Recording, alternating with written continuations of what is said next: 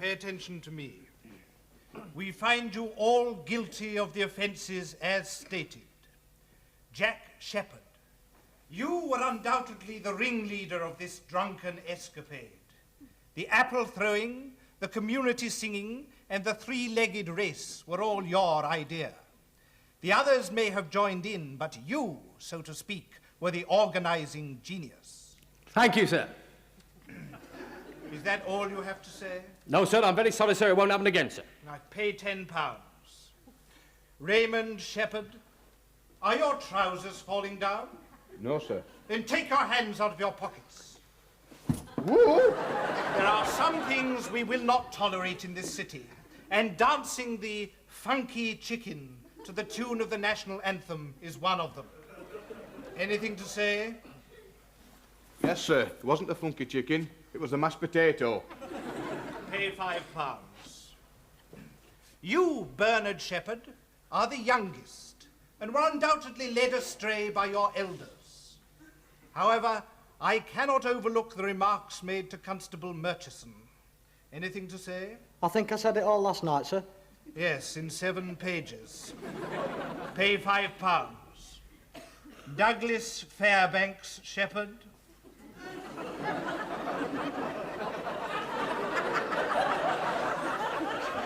Douglas Fairbanks Shepherd, are you wearing a dress? No, sir, it's a skirt and blouse. Is this your normal attire, or do you keep it for special occasions? No, sir, it was a forfeit. We were playing the Minister's Cat and I lost. The Minister's what? Cat, sir, it's a game, sir, isn't it? Yeah. The Minister's Cat's an angry cat. The Minister's Cat's a barmy cat! The Minister's Cat's a crafty cat! The Minister's Cat's a cat! Silence, I say. Is there a report on this man?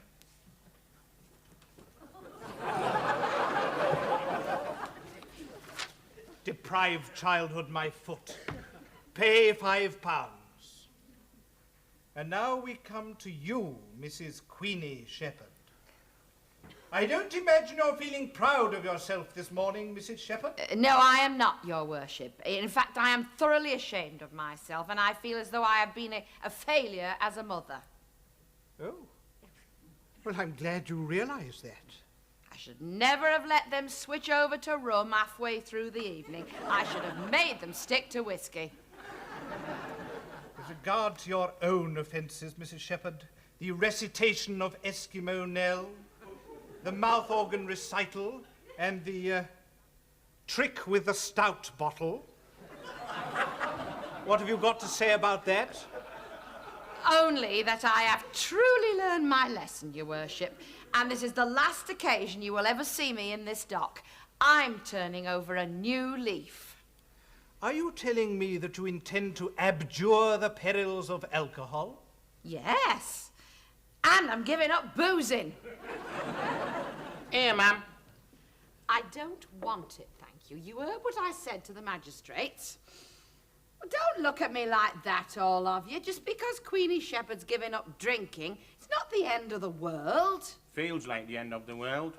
Get it down, you ma'am. No, thank you, Raymond. It'll make you see things in a more realistic light. No. It's not that muck we're drinking last night, it's real whiskey, look. Laird of the Bonnie Glen, made in Hong Kong. I do not want a glass of whiskey.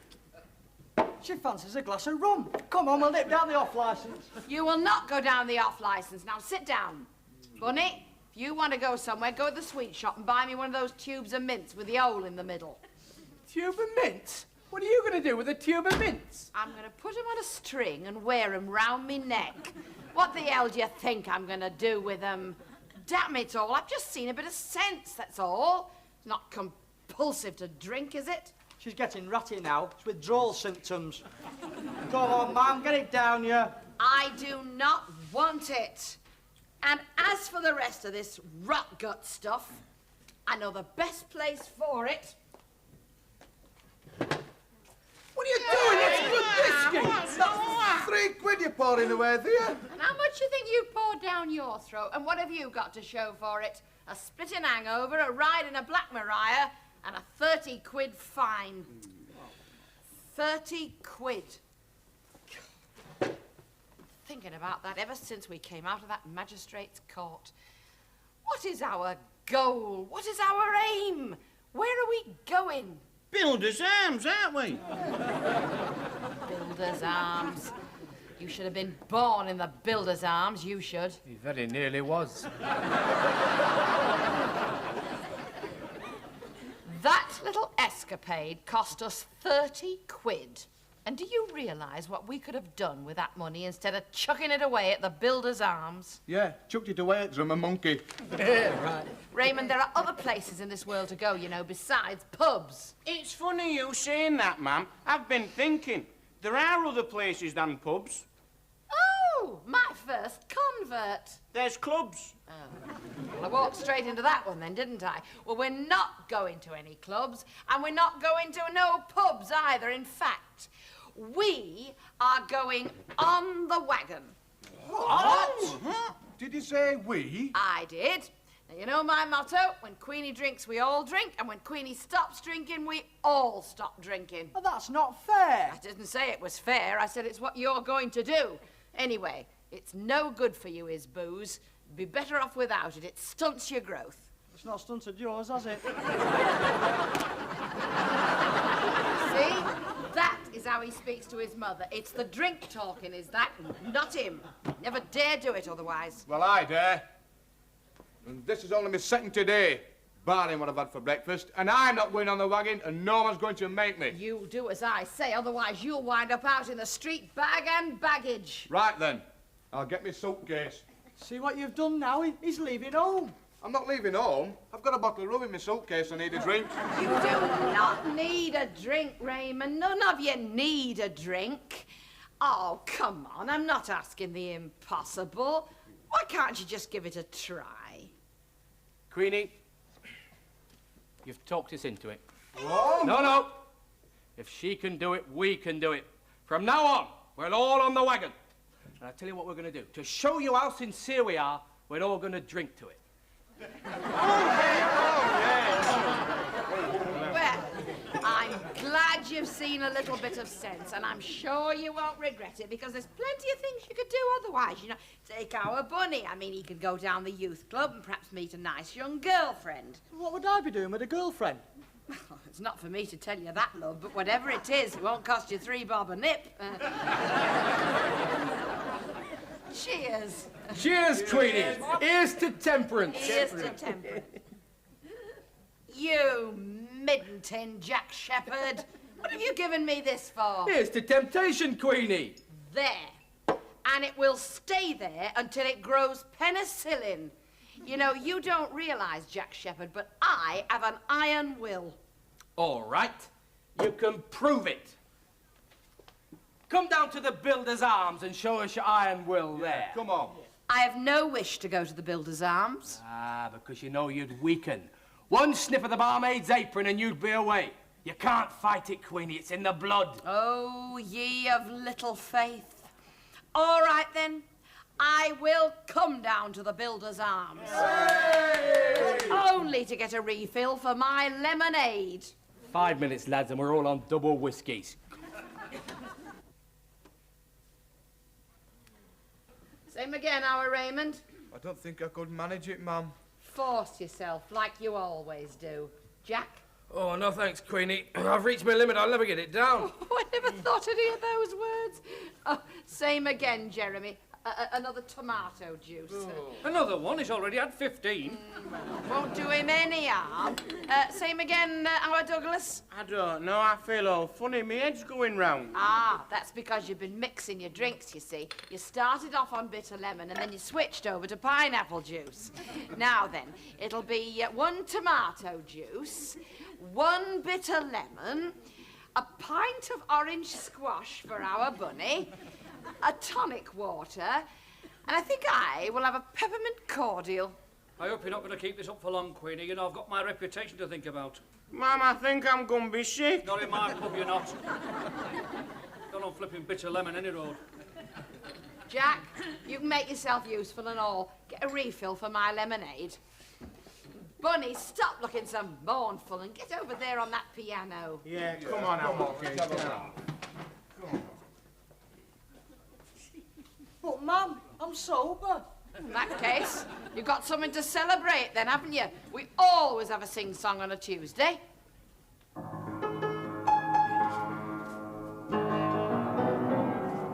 All things bright and beautiful, all creatures great and small, all things wise and wonderful, the Lord God made them all.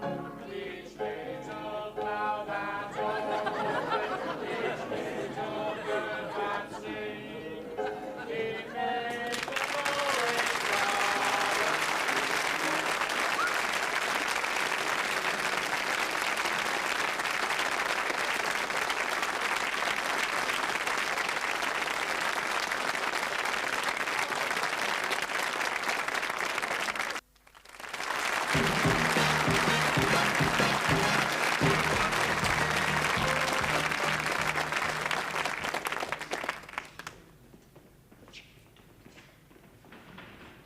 Oh, Mum, stop looking so mournful, all of you.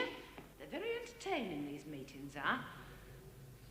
They even show you people's livers pickled in jars. Hey, Queenie, can I cut the lemonade for you? You know, that's the 5th time you've asked me that, Jack Shepherd. I think this cure's beginning to work. Now, I want you to listen to all they say about the evils of drink, because every word is true. Evening. Shh. Shushing me for we're not sitting in church. And it's no good her looking down her nose at me. Cooking Sherry Kate is what we used to call her. Who's got the toffees?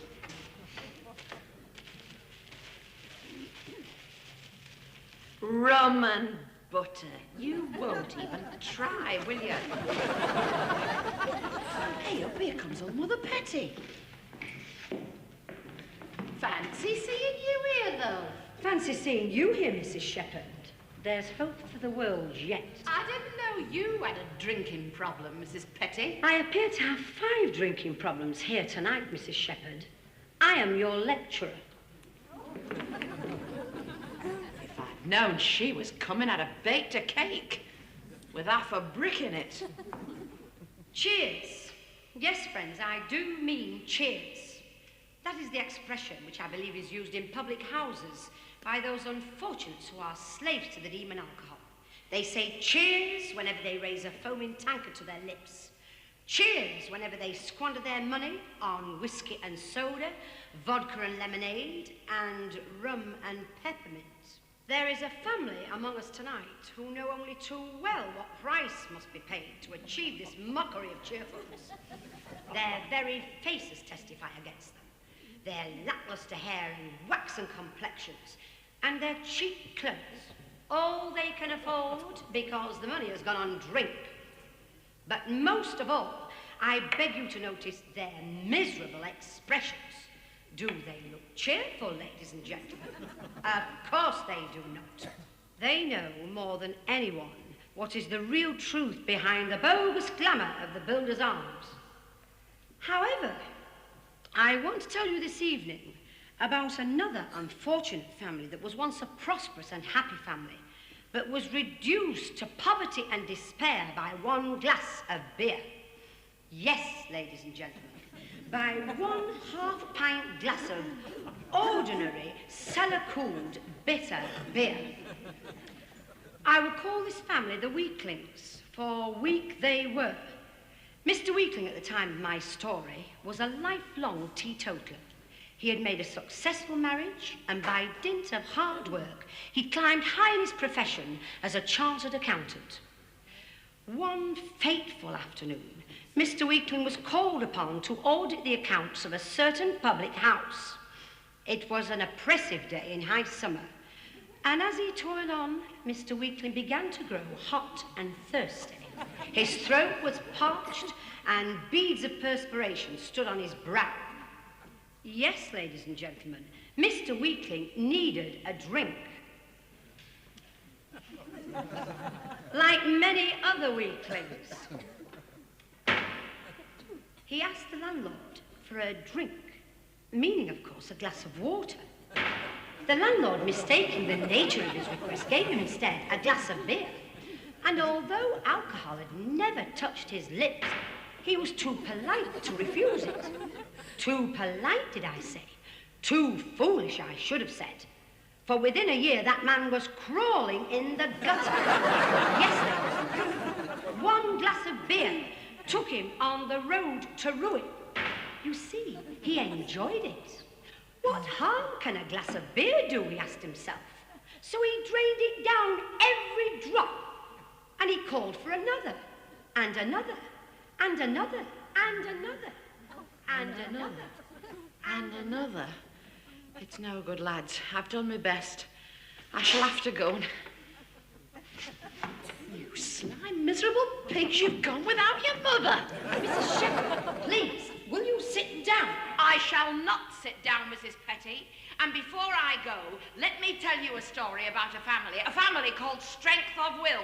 For that's what they were, Mrs. Petty, till they came here. But you have turned them one by one into the miserable wrecks that you do not see before you here. You, Mrs. Petty, have driven those boys to drink. And now it is up to me to get them home and undo the evils that you have done. And I wish you a temperate good night.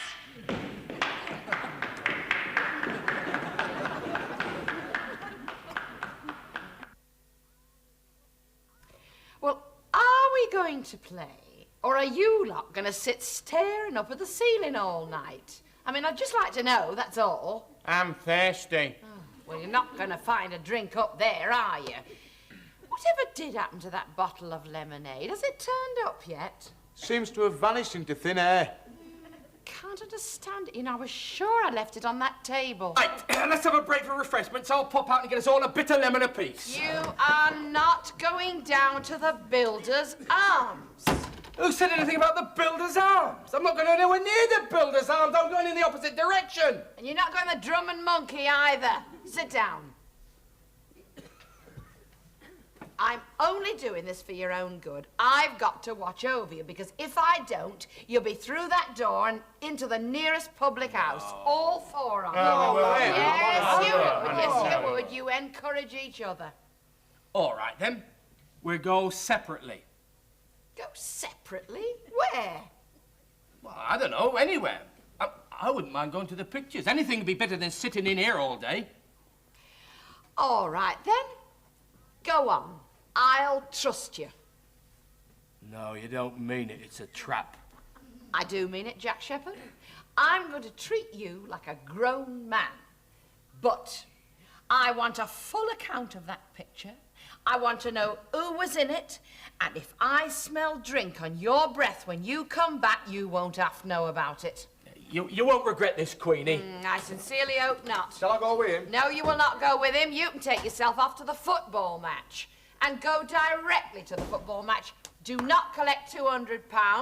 Pass the Builder's Arms on your way. And I want to see a football programme when you come back. Douglas, where do you go when you go out? I never go out. It's about time you did, then. I tell you what, you can take yourself down to the City Art Gallery and look at all the pretty pictures. Can I go with him? They've got a naked Venus down there. You find your own naked Venus. Take yourself off to the youth club and see if you can meet a nice young girlfriend. And when you do... I know, you want to know all about it. Well, not all about it, love. I mean, just use a little bit of discretion and remember you're on your honour, both of you. Will you be all right by yourself, Mum? Oh, I'll be all right. I've got old Ma Petty coming round later to talk about her tidy gardens competition or something. I'll deal with her. Anyway, you're on your honour. Builder's Arms, first stop. Hey, just a minute. She's not all that daft. Look at the time. 3:05. All pubs are shut. Wouldn't you know it? Well, what are we going to do then? Clubs. You what?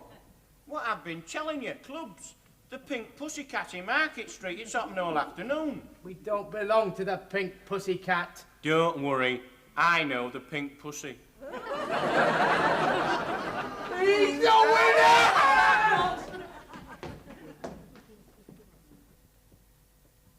Now, to the football match? No, I didn't. You went to the football match. Oh, no, you went to it.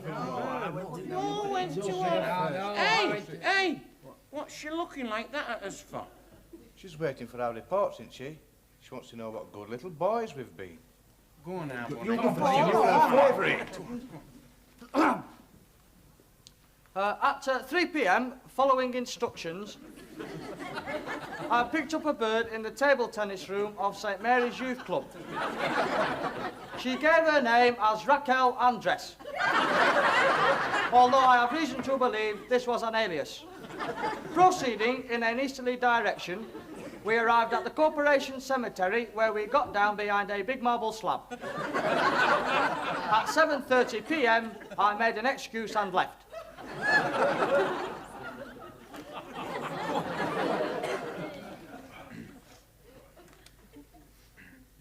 Private feuds, kicks, punch-ups and injuries.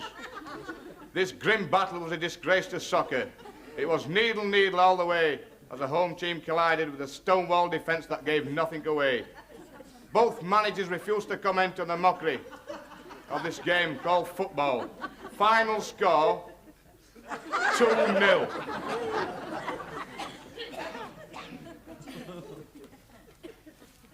They died with their clothes off.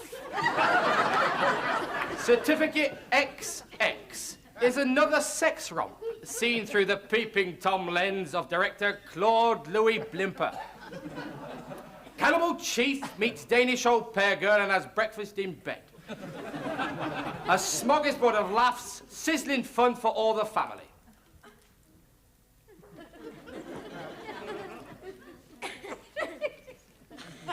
Rich, warm and sumptuous. The retrospective exhibition of nudes at the City Art Gallery is a celebration of the artist's lascivious eye through the ages. We take an exhilarating switchback journey over a landscape of dimpled buttocks and mountainous breasts, all done in fresh rosy tints, and then I got chucked out.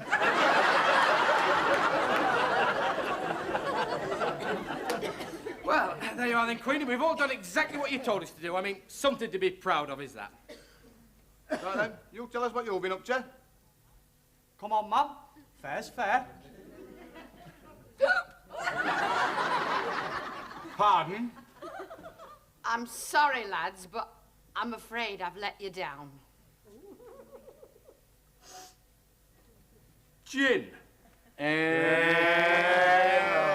Well, that bottle of lemonade. Do you know where I found it, of all places? In the chandelier. Aye, and then old Ma Petty came round, and I gave her a glass, and then I gave her another, and another, and another. I don't believe it. I don't believe she was here at all. Oh, you can do as you like, love, but she's in the bedroom having a quiet lie down. Hello, my darlings. Is there any more of that lemonade left?